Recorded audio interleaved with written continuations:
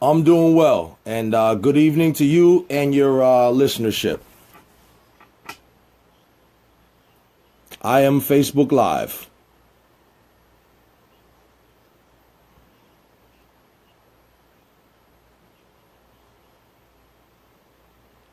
Right, and I would admonish and say to both sides, let's try to, in the spirit of having a fruitful conversation. Let's both keep it reasonably civil. We're all wise guys here. I don't mind mild cracks and all that, but let's keep it reasonably civil.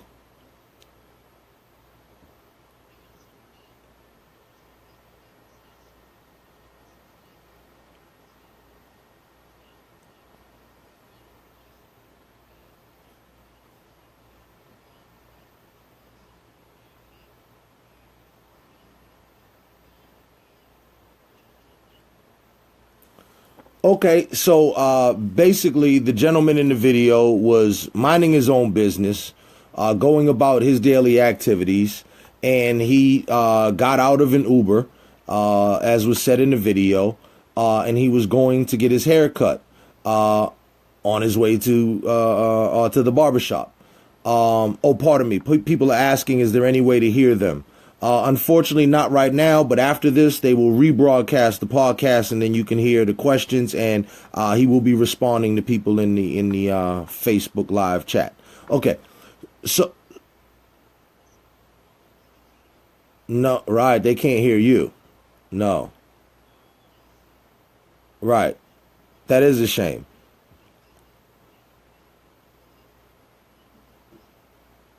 He said if you guys have any questions, he said he has no problems answering any questions.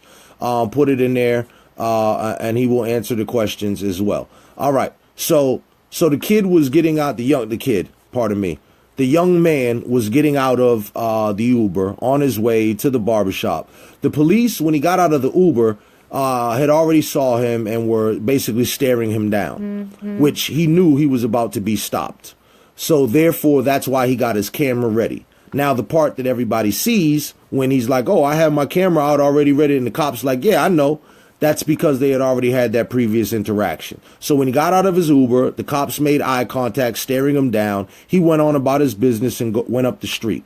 The cops circled the block and went to where they know he would exit out of the street at. And then that's where the video begins. And then that's where they stopped him. Couple of points to know. One, that people have said, well, he was giving this cop the finger. He did not give the cop the finger as soon as the cop stopped him or any of that. That's not true.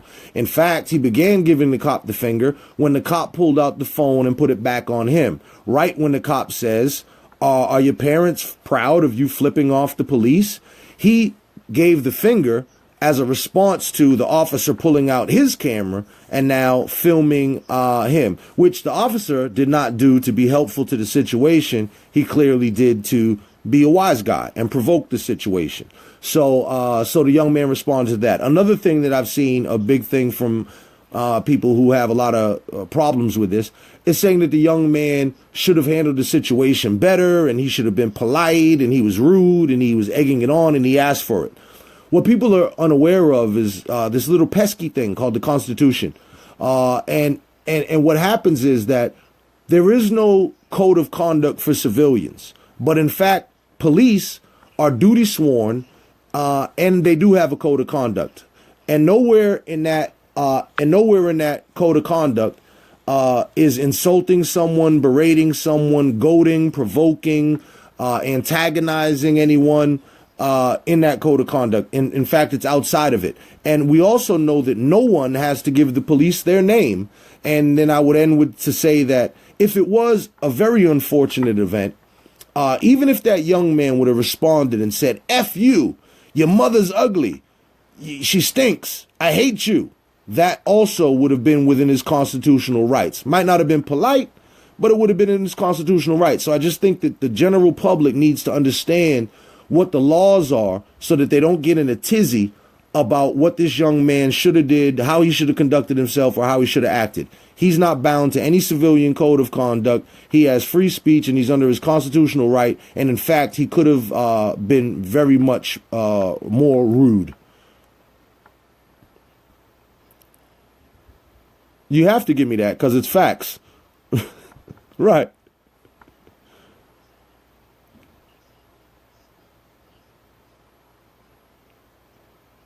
Okay.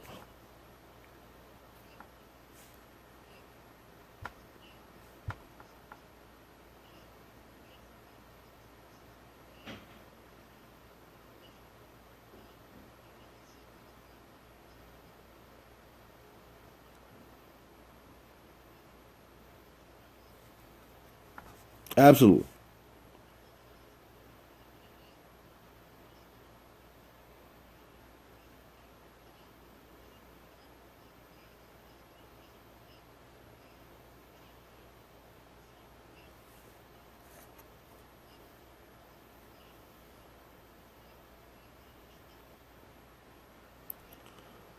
Do you hear what you're saying right now? So you're acknowledging that it's unprofessional, and then you say, but you kind of respect it. So okay, so that's your own thing. You kind of respect unprofessional behavior from law enforcement that has the power of life and death in their hands.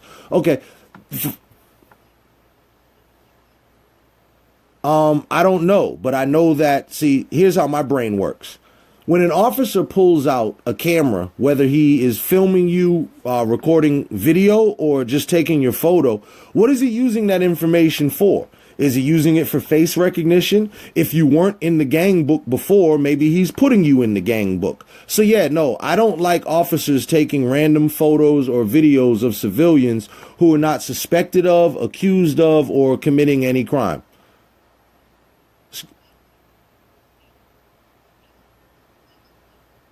Well, hold on. I'm not a member of Black Lives Matter, and if you do your homework, you will remember that I'm one of the people who brought up significant questions around body cameras. But now, because of the overwhelming demand, the public wants this, and because I'm a person of my community and of the people, that if the overwhelming majority of the community wants it, then I say, okay, let me take my personal stuff out of it. If 85% of the people want it, then damn it, let's do it. All right. It certainly can't hurt any more than it is. And certainly cameras, the young man had a camera, the officer had a camera. Both were used. But I want to make one point about something you said in terms of, the officer probably deals with assholes all the time. He's a little grizzled by the job and all that. You know who else deals with assholes all the time? Black people. Black people. So we too are grizzled. Hold on. We too are grizzled by the job. So because of the daily stuff that we have to take, oppression, it's called, from all facets of life. Yeah, sure. We'll take a time. How am I oppressed specifically? Okay. All right. Easy question. So many people know that my grandmother just passed away. Absolutely. He just asked me how am I oppressed, and he made a big sigh, an exacerbated noise like ha. So he asked me how am I oppressed. Okay. So outside of the big one, I'll give you a small one. It's like when white people say forget about slavery. My grandmother, who just recently passed, right? Her grandmother was in fact a slave. So first of all, we're not even dealing with like quite long ago. We're not dealing with quite long ago where there was real life, tangible chattel slavery, Jim Crow, and all of that legacy. So now whether or not you believe that I'm oppressed in modern times, we'll debate that next. Now, if you look at all the statistics that are done, clearly you've seen stuff about income inequality. Clearly you've seen stuff about the wealth gap. Hold on. Let me finish. Clearly, you know about the incarceration rates that are disparate. Clearly, you know about the disparities in sentencing. Clearly, you know about the differences in everything from nutrition and health and food and housing. So when you say, how do I feel oppressed? I would say, how could you say with all the overwhelming data, science, not made up from somebody named Dr. Shakir Ala Mukta or something you guys would make fun of, but from actual sources from white institutions that have identified clearly oppression.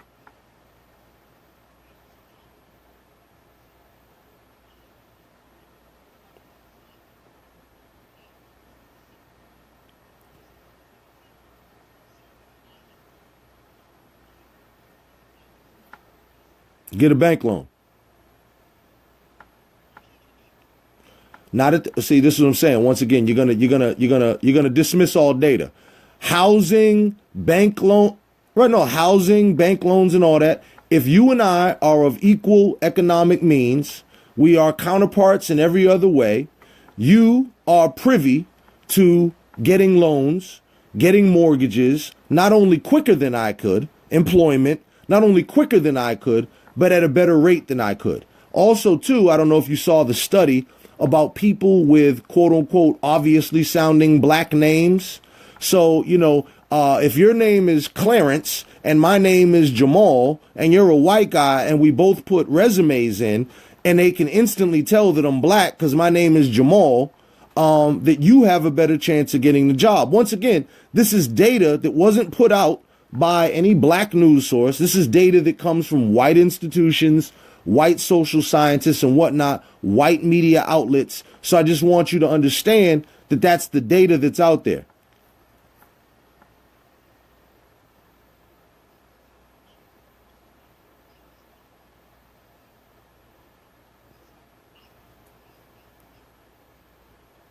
You could argue that okay, he's saying now he could argue all corporations want to diversify, and he could argue that as a black person, you have a better chance actually right now. So that's good, and you could argue that, but once again, the data does not show that. And in fact, what the data shows is a lack of representation in corporate America in every industry, and that the higher you go, that the whiter it gets. And that also with board of directors and so on and so forth, there was a big thing on this right here in Boston. I mean, clearly the Boston Globe just did a series on race, of which I didn't agree with completely. But certainly what they showed was that there is a lack of diversity at the highest levels of not only city government and economy, all businesses, the corporate world. So while you say, hold on, let me finish. So that while you say corporate America talks about that they want to diversify, I say, yes, I hear them talk about it. I just don't believe it. I think that they have to say that, but there really has been no true efforts to diversify. And also, too, you have too many white supremacists and racists that often when they do diversify, it's to their benefit, a la, the NFL, NBA, those are gazillion-dollar industries. You're a sports guy. Gazillion-dollar industries. Those are certainly diversified. They're primarily black. The black talent is what drives that industry. But certainly the black people are not the ones who benefit. It's the white ownership and the white people who control the league. Absolutely. No.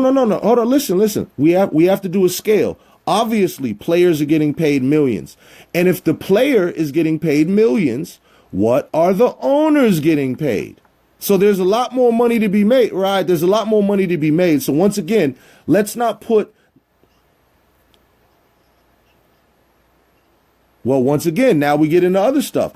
Black people have owned franchises and are seeking to own franchises now. It is more difficult to secure funding, so on and so forth. But for whatever reason, it's because that there has maintained for a long time a white monopoly. So it's like saying, well, why haven't black people started their own utility companies? Why don't you people have black gas? Black electric, because you guys have controlled the infrastructure for so long that is where the oppression lies. It is it's a slanted scale of which that once the white structure has gained the advantage, it is very difficult to come back from that advantage. And it's actually unfair to expect a person who's been oppressed for as long and deprived of resources to compete.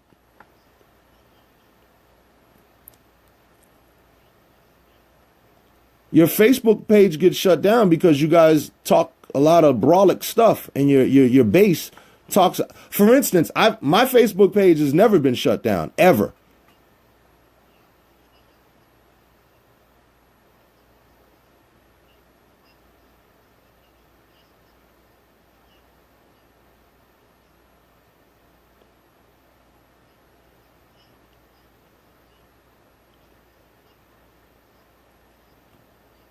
Okay.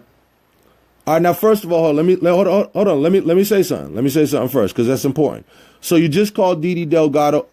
hold on. You just called Didi Delgado a troll. So while you have disagreements with her, and I also have disagreements with her, I have been accused of not defending black women. And right now, I want to tell you that I would appreciate it if while we're talking about these people, you could say you disagree and whatnot, but let's not call them trolls and anything else out of their name.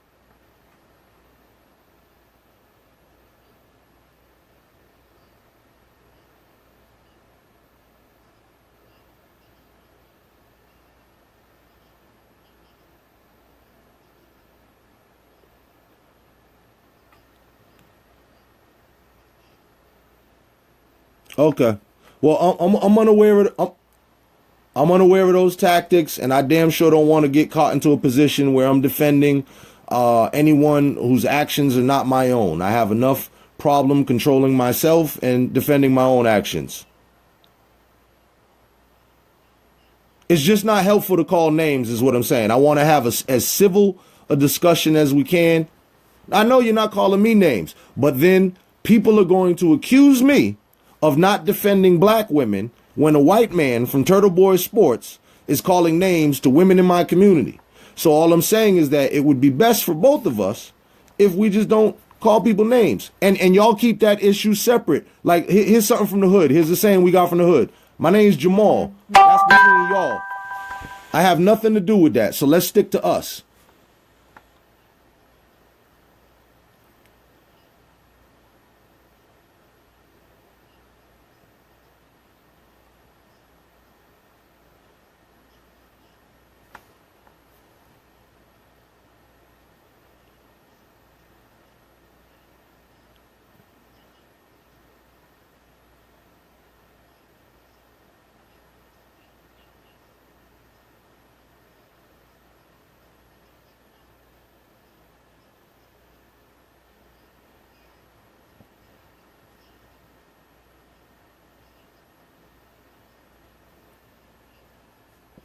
Do I believe in the concept of white privilege? I believe in the reality of white privilege, absolutely.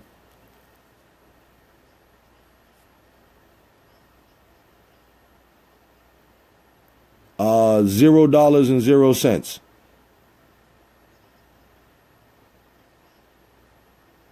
Well, no, it's good to some people and some institutions. It's a card. It's a card that gets you VIP access. It gets, you're a gold member, right? So you get a certain type of access, huh? Well, hold on. Not for nothing. Let's also talk about class. Because if you're not a Yankee blue blood and whatnot, I feel for you. I mean, not for nothing. When we talk about the white man system and the white male hierarchy, that construct is not even kind to other white people. It's brutal to the white woman. Everybody makes the jokes about King Louis, and every time he had a disagreement with a wife, he beheaded her, and that's in the height of the golden age of European culture.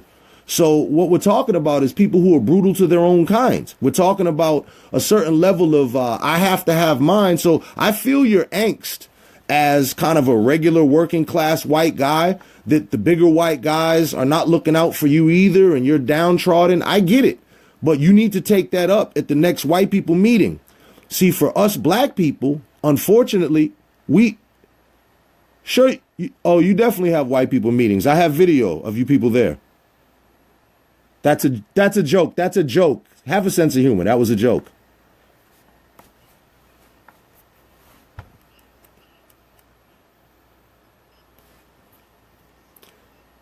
No, see, this is okay. So this is where white people can't understand.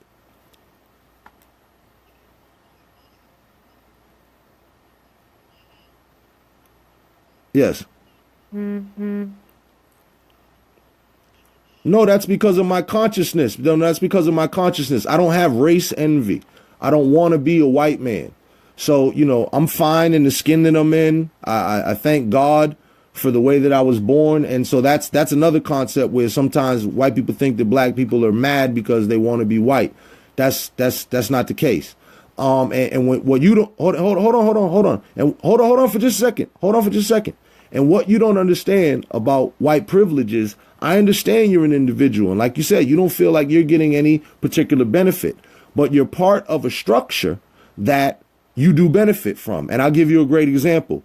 If we took a white homeless guy who looked like what everybody would normally typify as a bum. I don't like that terminology, but we'll use it for now because it's what most people understand.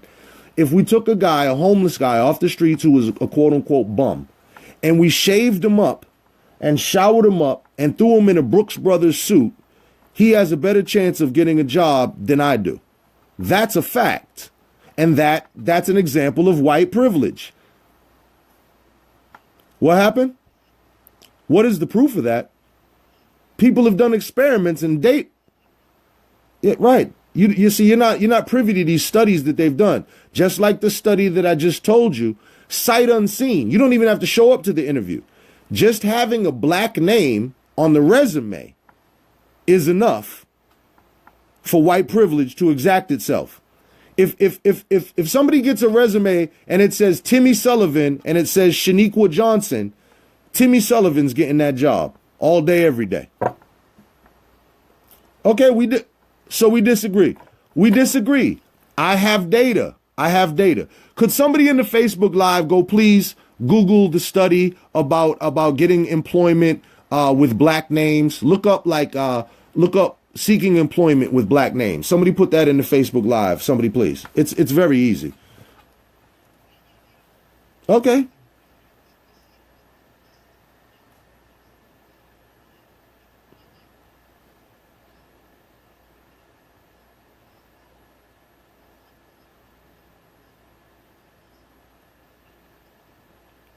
Okay. Now let me say that comment to my audience because that's critical. So what you were just saying is that you've seen in the reverse where firefighters who are black have been bumped up over the list over white people because fire departments are attempting to diversify, and that black people are getting bumped up on the list over white people that scored higher than them. Is that an accurate and fair representation of what you just said? All right, that's correct. Okay, so once again, you would have to look at the data and the evidence. You would have to look at the federal lawsuits by both. I'll throw the police in there too, not just fire, but also police, where that narrative that you're giving, in fact, does not happen to the degree that you think it does. And furthermore, let us not forget veterans' preference, which actually allows for white people from, not even from Boston, but from the suburbs, from New Hampshire, from Maine, from wherever, to come in and jump everybody on the list. Let's also not forget the system of nepotism, where firefighters and police people have family members, and you are also grandfathered in and given the benefit of points based on the fact that you already had a family member who was on the police force or the fire department. So once again, you have to, I love it when you say you'll give me that, because you're not giving me anything. You have to, quote unquote, give it to me because it's a fact.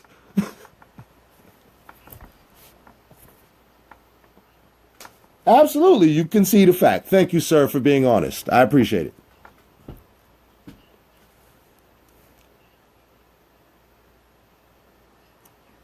There's super nepotism. And the Zachary Crossan, that's how he got, well, I don't want to say that's how he got on, but certainly he enjoys the benefits of being a multi-generational officer. His family was already on the force, and he got love because of that.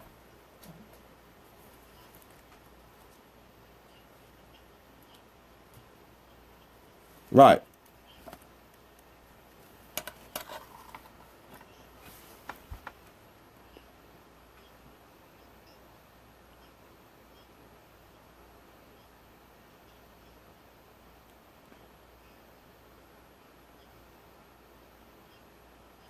Stop. These are non-facts. You can't just say that.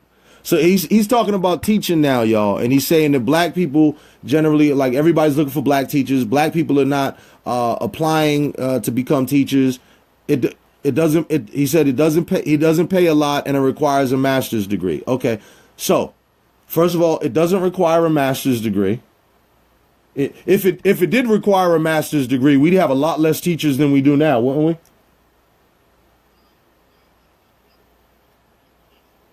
Right. Teaching does not require a master's degree. I have any te- I have teachers on my thread. Does teaching require a master's degree? I think it does. You can have a master's in education. Cannot.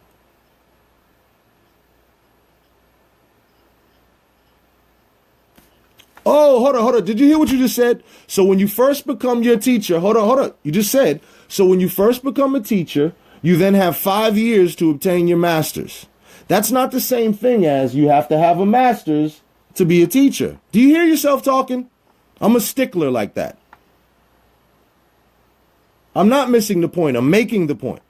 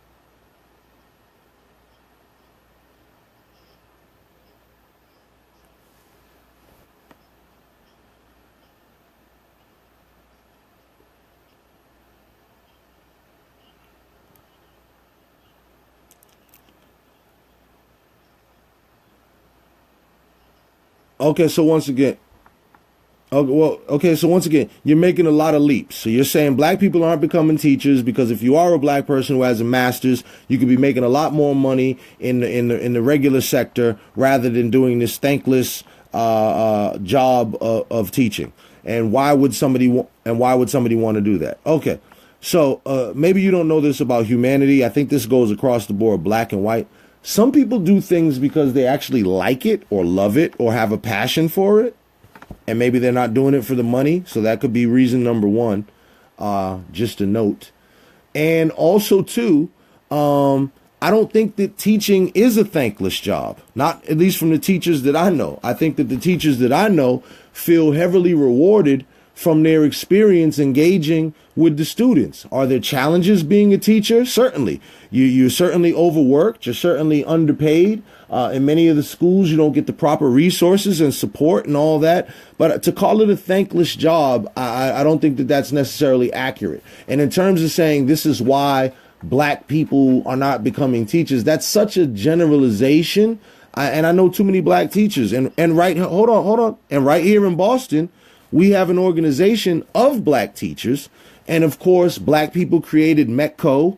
And I don't know, there's a strong tradition of not only black teachers, but black people creating schools. So maybe you're just not in the know on that, but I can't go on with that sweeping generalization.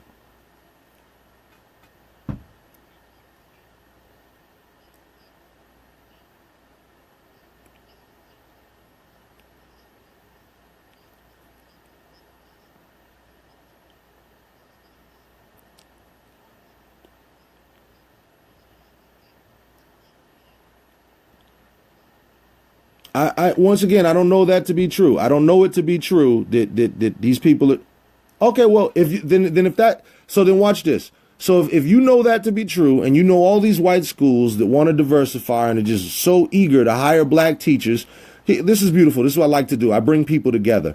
So why don't the Blackstonian and Turtle Boy work together? You provide that list of all these people who are eager to hire black teachers, and I will blast that out to my network and various black teacher associations, and we'll try to fill the void of people looking to diversify their schools with black academic talent.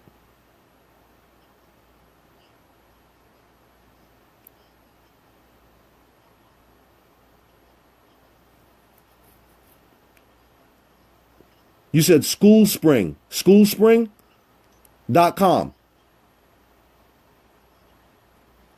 Go on School Spring, everybody. Let all the black teachers who are looking for jobs or black teachers who are looking for new ones go to, say it again, School Spring. Go to schoolspring.com, apply for a job. A lot of white institutions apparently are looking for black teachers. Okay, so let's go on to the next issue because that one is tired. Are you on my Facebook Live? Can you see it? Okay, yeah, so go ahead. You say it.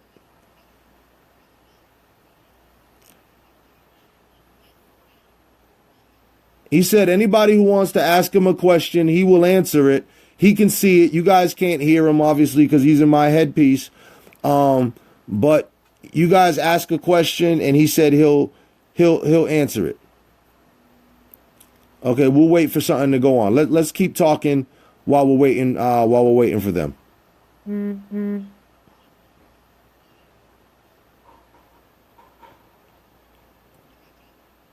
Okay, let's talk about overall. Do you feel as though that the Turtle Boys site in general promotes, engages in, incites, encourages racism, white supremacy, racist comments? Do you feel at all that you kind of traffic in the dealings of, racial kind of hype?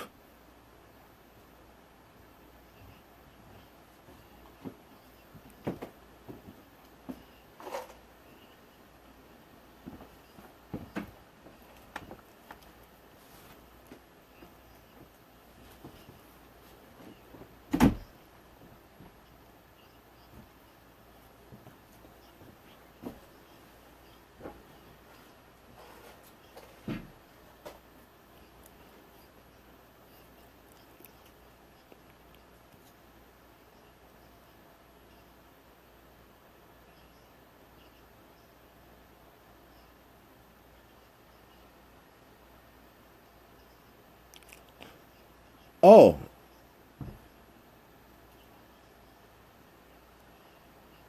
okay. So he's saying that they've issued a challenge forever that, it said if anybody can find anything racist that the actual blog has done or said, they'll take it down forever. And that it happens in the comments and that, he doesn't approve or appreciate that stuff either. Okay.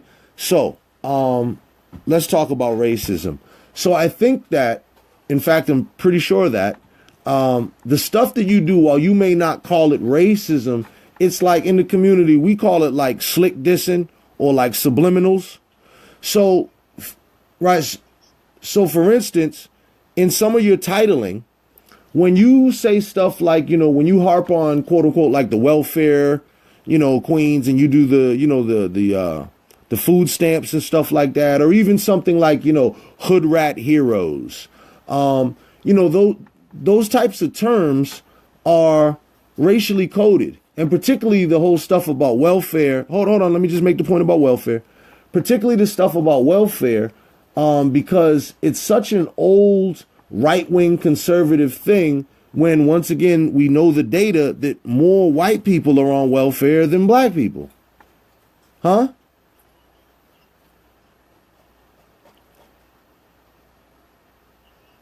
Oh, I don't know if you are a right-wing conservative. I'm saying that a lot of the talking points, okay, good, you're not.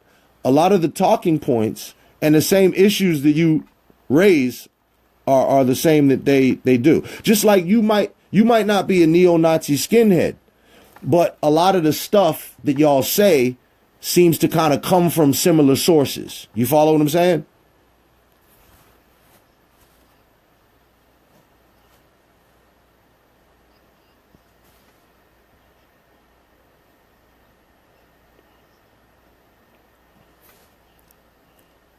Only the typical stereotype BS that makes the rest of us hardworking citizens and parents look bad. Shaking my head.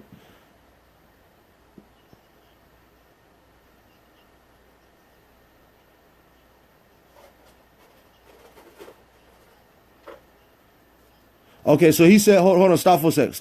So he says they don't care. black, white, whatever, they make fun of people who are doing bad things. That's what it's about. Okay, so, yeah.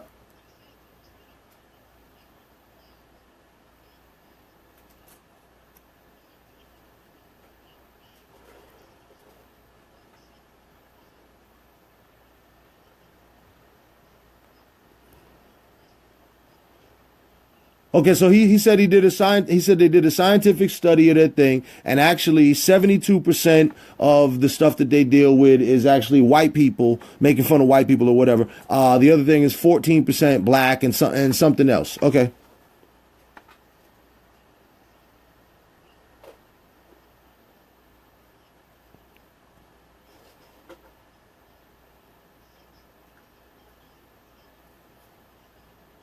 Of course he's white because no one else has sex slave dungeons except white people.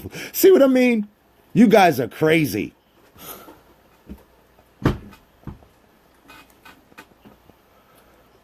Well, we agree there.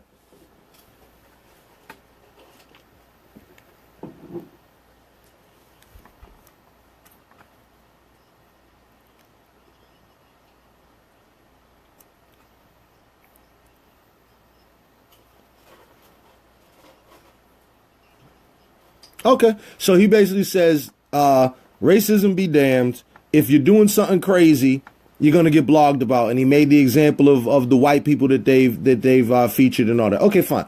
And you know what? I'll acquiesce that point because as I was telling you,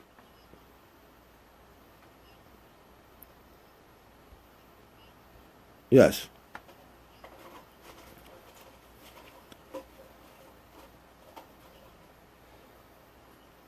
He says he defines hood rat as anybody who's doing anything ratchet openly. Continue.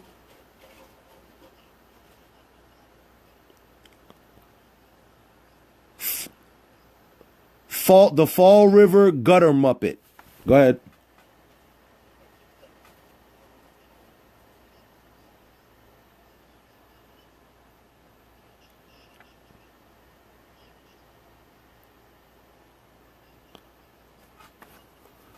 Okay. So stop right there. Stop right there. So the gutter. What do you call her? The gutter mother. What do you call her? Fall River Gutter Muppet.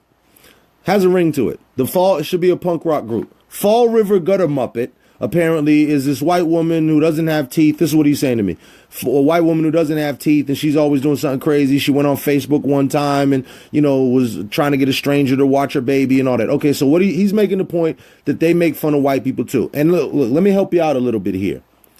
In the spirit of, people like,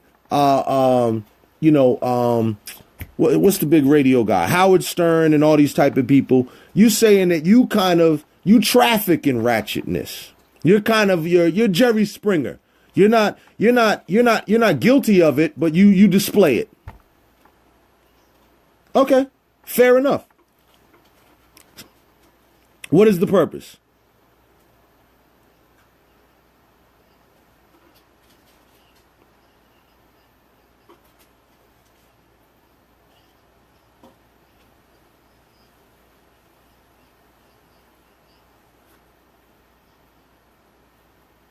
Wow, hold on. Now, stop there. I got to tell the people this. Now, he just said to me that Turtle Boy has actually, their mission is to actually, you said change lives, right? Yep, to change lives. And that actually they've gotten calls from people who were heroin strung out or whatever, who have been like, I was wilding out and I was crazy. And the only thing that got me right was the fear of being featured in that Turtle Boy. I mean, this is so different than what I've been told. You're like an evangelist. You're Billy Graham. You want to reform society. Hey, listen. We should stop. Because I don't know if you understand how this sounds bizarre. This sounds bizarre, right? I don't think anyone knew that you kind of have like a missionary kind of thing. You want to, Turtle Boy is changing lives. You want to reform society. Who knew? It doesn't seem like that high and noble of a purpose just as a readership. And when I've read it, and I've looked for it, and I'm a pretty smart guy. You just blew me away. I would have never known that. Okay, so people want you to define racism.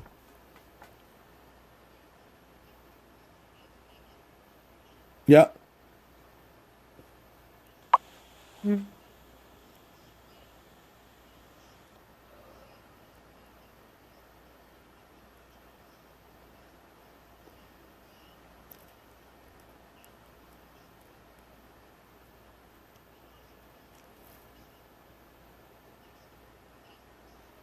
Okay, so he just gave the definition of racism as basically if you believe that you are superior to another person based on their skin color and you judge an individual solely based on skin color. Is that basically correct? Is that a good summary?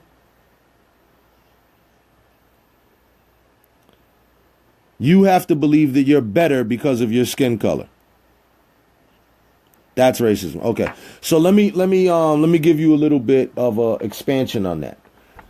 Racism is prejudice plus power. Meaning, if I so you've heard that before. Oh, okay. Okay, well, I mean, but just because it's in the dictionary, that doesn't make it so. And the thing about dictionaries, like, huh? No. Listen. No, listen to what I'm saying. The definitions in the dictionary change all the time. I mean, as you know, they've added slang terminology in there now and phrases and all that. So a dictionary is a fluid document that is, to kind of document the basic usage of words that we use. Well, certainly words have been added, and I'll give you a great word that has changed the definition. Hold on, I'll give you a great, listen, you asked me for a word that has changed the definition of in the dictionary. I'll give you a great one. The word nigger. It used to say a black person. Then they changed it to ignorant person. So there's a change for you. And it changes because it's not no longer appropriate at the time. And people have to adopt things. Here, I'll give you another definition that has changed. Pluto, which was formerly defined as a planet, but is no longer defined as a planet. So things like that, this is what I mean, because you want to stick it back to me and say I'm a guy with facts. Facts are fluid based on what we learn. That's the beauty of life. When I was a kid, people thought we were crazy when we said Africa was the beginning of humanity. Now, we know that to be true, right? People used to think that the world was flat, right? People used to think that the earth was the center of the solar system. Right. Some people still do think that. Right. Exactly. So this is problematic. So I would submit to you that racism, the system of the racism, is a little bit deeper than just somebody looking at me and saying, I'm better than Jamal because he's black. It's actually the power dynamic that systemically has a way to now impede my quality of life based on me being in a category, and it does so on autopilot. It doesn't need to be done by a specific individual. In fact, you don't individually have that power. You can harbor racist sentiments yourself individually, but you really can't enact racism on me. You really can do very little to me. But the power structure, let's go back to white privilege, the power structure that you are privileged to be in that group, that you benefit from, that white privilege, that structure enacts racism on me. I don't know if that's too deep for you, if you followed me on that, but racism is actually a system that has the ability to diminish people's quality of lives and change outcomes, education, housing, healthcare, things like that.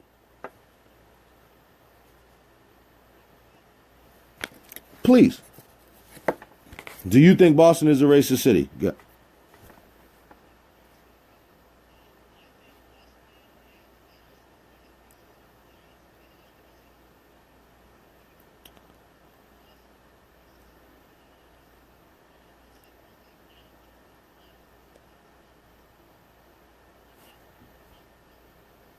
Okay, hold.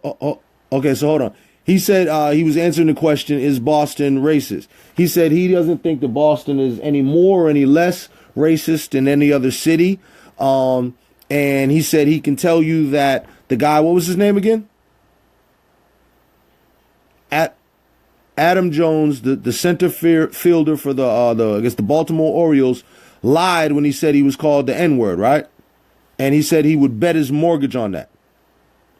That was a lie. Okay. So first of all, whether he was or not, it's of little consequence to me. Certainly whether a baseball player gets called the N-word is not the barometer of racism. Now, is Boston a racist city? Yes. Now, is it more or less racist than anywhere else in America? Well, I would, that's a good answer, though, because racism is all over America, so you're correct there. But I would say that Boston has a special connection to racism, and not because of the busing and all that type of basic stuff that so many people point to, but because Boston is so old. It's part of the original 13 colonies. And if you've ever seen the movie Malcolm X, and if you haven't, you should, when it talks about Plymouth Rock landed on us, we're only 45 minutes from the epicenter. This is ground zero for white supremacy, racism, genocide, white terrorism against people of color on the soil. This is the beginning of where white people took this land and raped and pillaged. Now, surely you don't disagree with any of that. You know that white people took this land and they raped and pillaged and all that. You know that, right?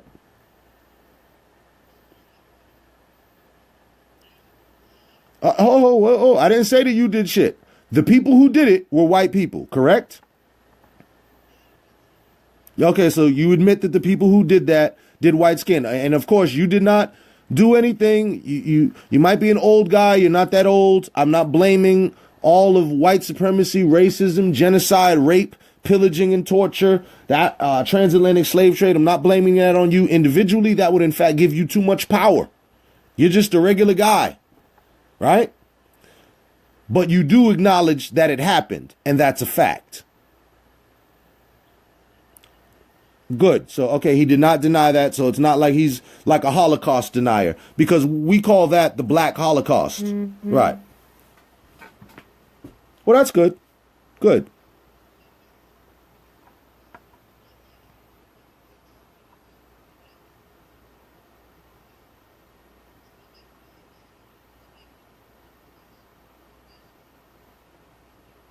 Okay, now.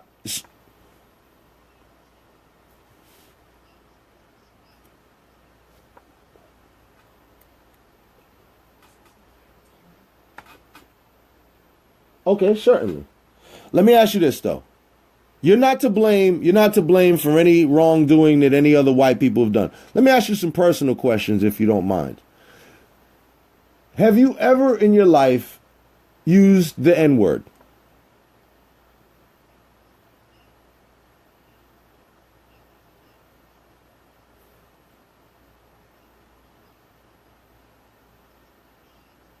Right.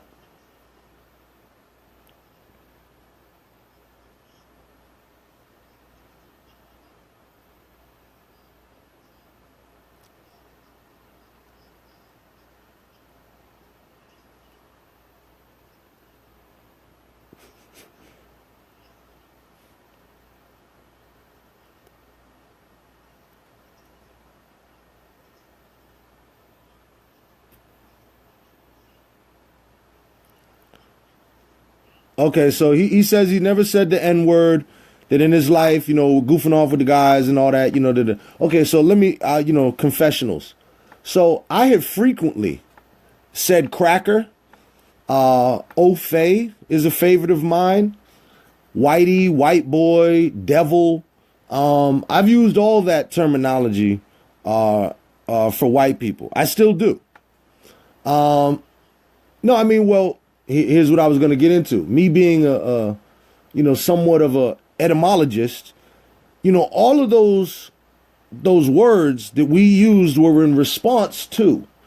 So, for instance, a cracker came from Cracker Man, the one who would crack the whip, right? So that it seems as though black people have had to develop a defense mechanism to deal with white aggression. Are you familiar with the origins of the word, what people say, mofo, motherfudger? Are you familiar with that? Yeah, right. Okay, so it came, the term motherfudger, I'm not trying not to say it, that term actually came from people witnessing somebody actually raping their mother, and they couldn't do anything about it, so the only thing that they could utter was that curse word. So this is what I'm saying where, my point is that the words that we have used, that white Emma Effa, that cracker, they stem from a history of us having to defend ourselves from white racial animosity and aggression, right? So that we're always taking a, excuse me?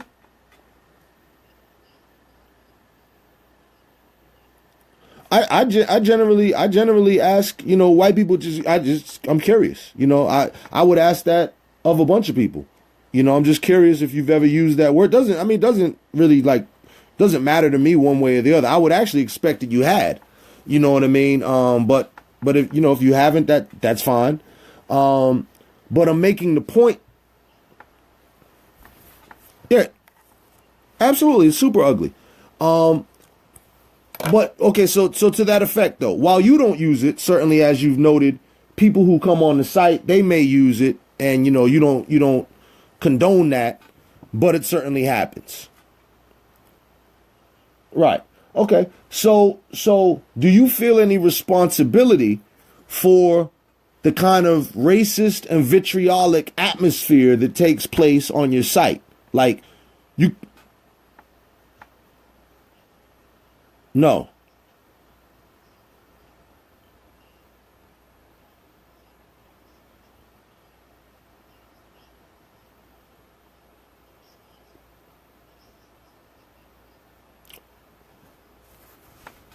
Okay. All right, that's fair enough.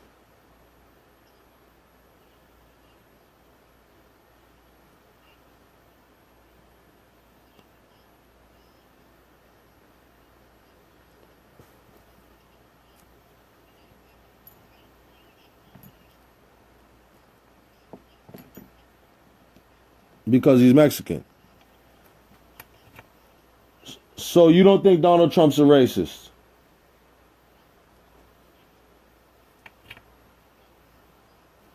All right, let me just give you two examples. He called during the Central Park Five. He called for the lynching of black men and called for a public hanging in the middle of Central Park. And he was wrong and proven wrong later when they were found innocent. And of course, he never apologized because Donald Trump doesn't apologize. Second thing, when he was campaigning and people were questioning him about who handles his money and stuff and how many black people he hired, he said, no, I like little short guys with small hats to handle all my business stuff. So those are just two racist state. Of course he was talking about Jews. Right. So those are two little statements that he said that yeah.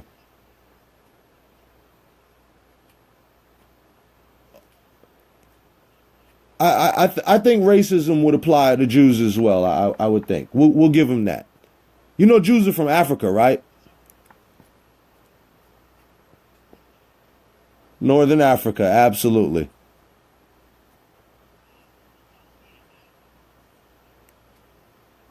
Yeah, no doubt. And let's wrap this up nicely. And we could do this again. You guys figure out your budget and work out a thing to pay me. I'll come on every week and educate you. I'll pay you, all right. I'll pay you no attention. Absolutely. What are my thoughts on Didi Delgado? Unfortunately, your audience is not going to get the satisfaction of getting what they probably want.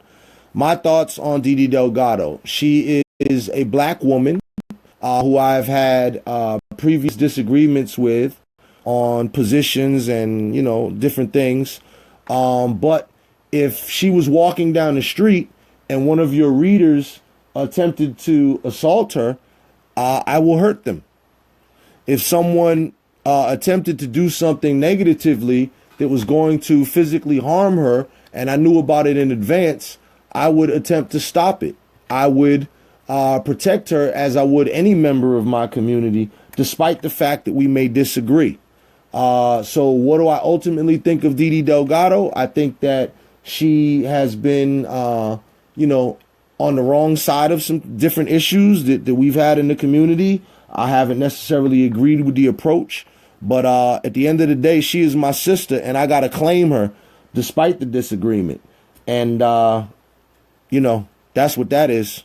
So I don't know what people would, I don't know what your crowd would want me to say, or if they would want me to chime in. I do think that your website's handling of her has been a little heavy-handed and unfair. I can say that.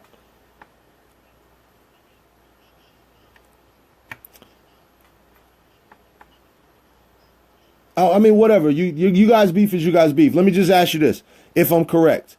When it was the whole thing, when you were putting out the whole thing about the baby daddy, did you ever show a picture of her baby?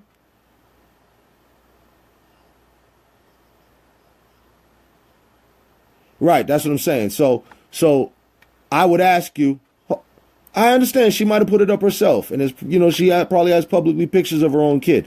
I would ask you, don't put that baby's picture on the website. And if, gentleman to gentleman, go edit the picture, blur the baby out. Even though she did it herself, if people are going to find it, let them find it because she did it. Don't help them.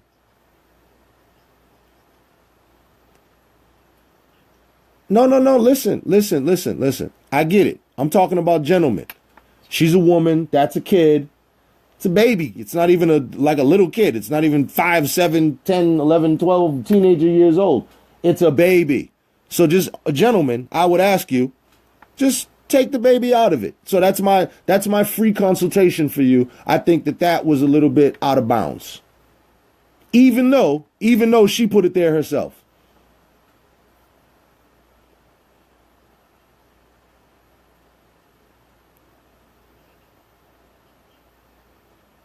Okay, so now you call it a reparations scam. This is what happens. Well, okay, this is what happens. Oh, well, once again, I don't know what she's called it. I'm not privy to that. That would be another thing that we disagree on. The usage of the term reparation. And here's why. Because it diminishes the very real movement for reparations that has gone on in this country for decades, which is a very serious movement. And a very serious subject, which is not to be made light of. And what happens is oftentimes when anybody takes that term and just throws it around, it actually cheapens and diminishes the very serious subject and concept that reparations is. And it makes it look crazy when in fact reparations have happened across the globe to other groups. As I'm sure you're aware, America has paid reparations to the Japanese for internment. As I'm sure you're aware, Germany pays reparations to the Jews. So, reparations is a real thing, and I think that it is cheapened and diminished by using it, in any kind of, frivolous manner.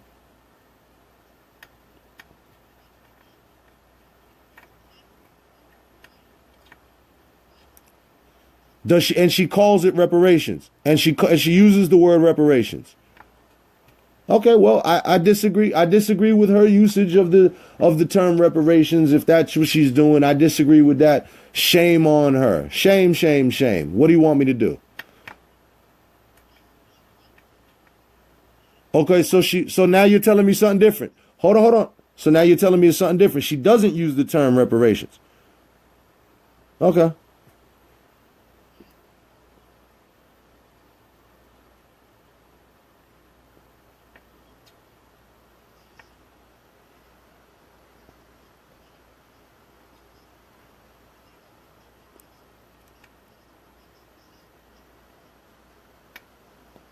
Well, once again, now we're talking. See, once again, now we're talking about somebody else and what they do and how they do it. I can't really speak to how, why she does it. I'm really not following like that. Hold on. I really can't speak to what white people do in terms of giving her money. But what I can speak to is the very real concept. Just like white privilege is a concept and white supremacy is a very real thing, white guilt is also a very real thing. And there is a certain segment of white people, apparently not you, but who feel as though that white people have done such wrong that they can indemnify themselves or make themselves feel better by giving to things that appear to be black. So oftentimes that does happen. And oftentimes people are misguided in those efforts. And I think that the best way to alleviate white guilt is to acknowledge white privilege, white supremacy, and racism, and then for white people to actively work amongst themselves to rid their communities of them.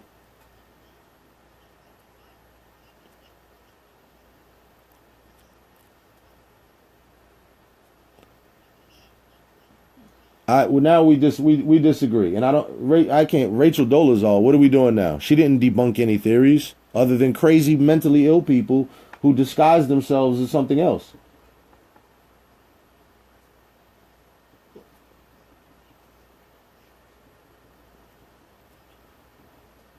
All right, look.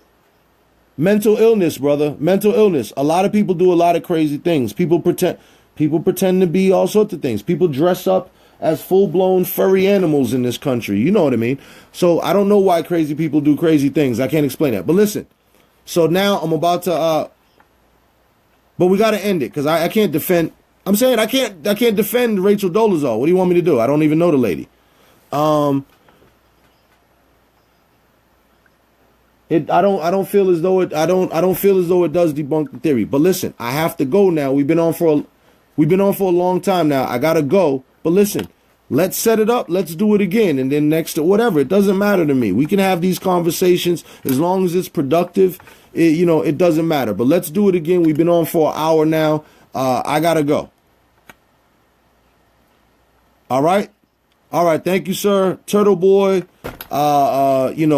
Thank you, and I'm glad we were able to keep it civil. I hope your commenters did the same. I trust my commenters did the same.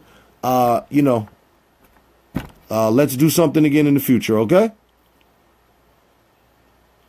All right, and listen, and link me as soon as the podcast is up so we can blast it out. So people can hear your lovely voice. All right, thank you. Have a good one. Bye.